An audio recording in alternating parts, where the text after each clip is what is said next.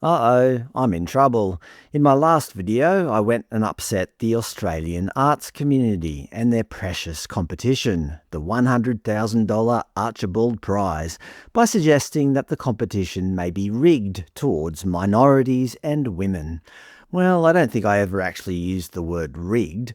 I believe my exact words were, if you just tamper with the rules and the judging panel long enough, you truly can achieve anything. To be fair, I said if you tamper with the rules. I'm not claiming they actually did.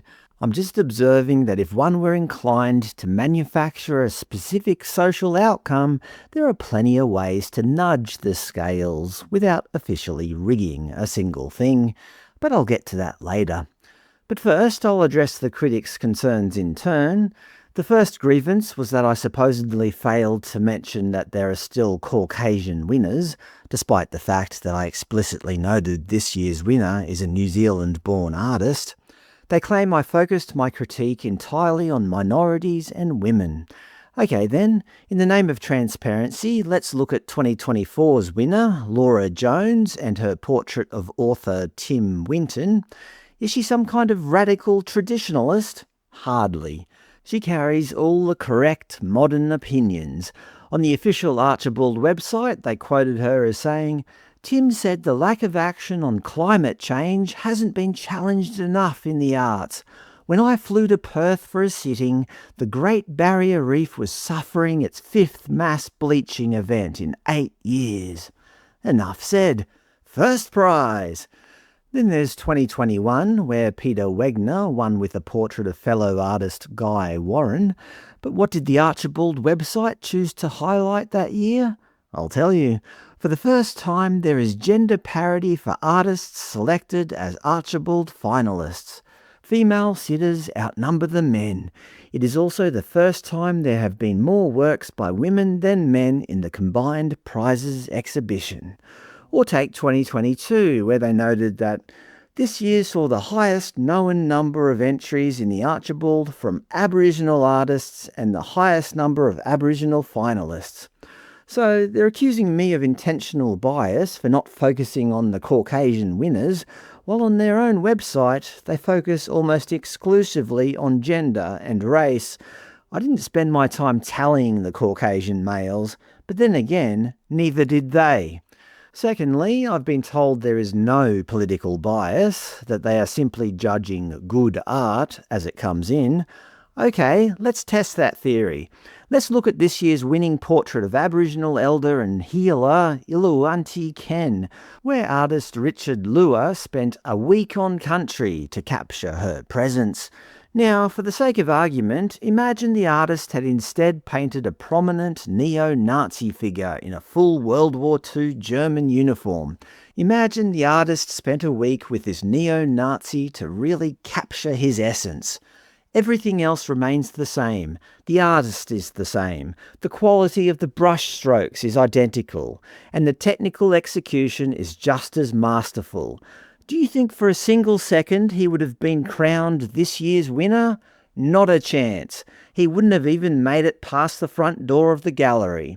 So how can anyone honestly say there's no political bias in the judging of this award? If the technical skill is equal, but the $100,000 check only appears when the subject fits the correct social narrative, then it's not an art competition. It's an HR exercise with a paintbrush. If you look at the gallery's website, the bias is completely evident. On every page, they acknowledge the traditional custodians of the land and state they are on Gadigal country. And if you think all of this is just performative, think again. On their Archibald Prize page, you can, of course, buy tickets. Let's look at the prices. The prices with the asterisks are the weekend rates. An adult ticket is $30. If you're a pensioner or a full-time student, you can get in for $27. That's 10% off. Not bad. But they also have race-based ticketing for one specific group. Mob ticks, available to Aboriginal, Torres Strait Islander and First Nations people for just $10. They don't explain why. They don't justify this in any way. They simply state that if you have the right bloodline, you can buy tickets for 1/3 the price of everyone else. Yes, the gallery is firmly against discrimination in all its forms, except apparently when it comes to the ticket booth. Interestingly, another Australian artist won a $100,000 art competition recently, and I want to thank the viewer who sent this in, which was basically ignored by every major news outlet, with the exception of the AFR. Artist Peter Godwin painted the Li River in China and won the inaugural $100,000 Australia-China Art Residency Art Prize. He's obviously a talented artist, and he just won an amount identical to the Archibald, but there wasn't a peep out of the ABC or the usual suspects. I don't know why. Perhaps it's because a landscape of a river in China doesn't offer quite enough diversity points to make the evening news. It seems $100,000 is only newsworthy when it's accompanied by the correct political footnotes. And just one last point, the Archibald judges. As they note on their website, each year the trustees of the Art Gallery of New South Wales judge the Archibald Prize. Here are the esteemed trustees. I'm not going to go through all 11 of them, but I'll give you a brief sample. Member Will Cook is here until 2028. In his official bio, they note, as a champion of inclusive representation, he aims to amplify diverse voices. Member Carolyn Rothwell is an artist living on Gadigal country. Need I say more? Paris Nielsen has a passion for organisations that promote social cohesion, though you could probably start by fixing your discriminatory ticket pricing.